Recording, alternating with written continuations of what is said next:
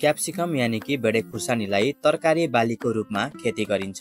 क्याप्सिकममा carotene, vitamin A र C उच्च मात्रामा पाइन्छ, जसका कारण क्याप्सिकमको सेवन शरीरको लागि निकै फाइदाजनक हुन्छ।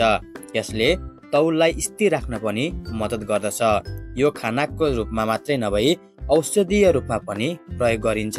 क्याप्सिकम बाली कम समय र कम मेहनतमा तयार हुने भएकाले कृषकले खेती गर्न रुचाउँछन्।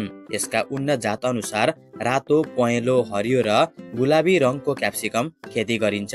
यो भिडियोभित्र क्याप्सिकम खेती कसरी गर्ने र उन्नत जातको खेती गरेर कृषकले कसरी बढी आम्दानी लिन सकिन्छ भन्ने विषयमा छलफल गर्नेछौँ। क्याप्सिकम खेतीको लागि उपयुक्त हावापानी र तापक्रम क्याप्सिकम बालीलाई चिप्लो दोमट माटो उपयुक्त हुन्छ।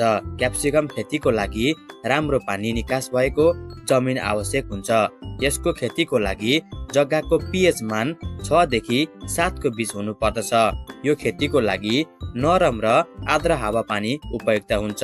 यसको बोटले अत्याधिक चिसो र गर्मी सहन सक्दैन। यसको खेतीमा तापक्रम बढी र कम हुँदा उत्पादनमा ह्रास आउँछ।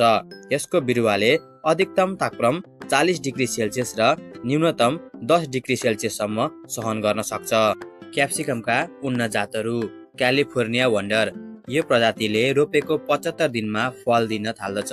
यो जातको क्याप्सिकमले प्रति हेक्टर 130 देखि 150 क्विन्टलसम्म उत्पादन दिन्छ। Yellow wonder.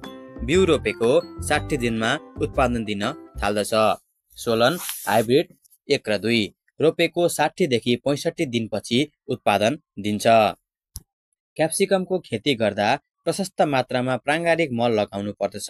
2 देखि 3 पटक खेत जोतेर बुरबुराउँदो माटो बनाई प्रति बिरुवाको दूरी 18 सेमी र ड्याङको बीचको दूरी 3 फुट राख्नु पर्दछ र सिँचाइ आवश्यकता अनुसार गरिरहनु पर्दछ।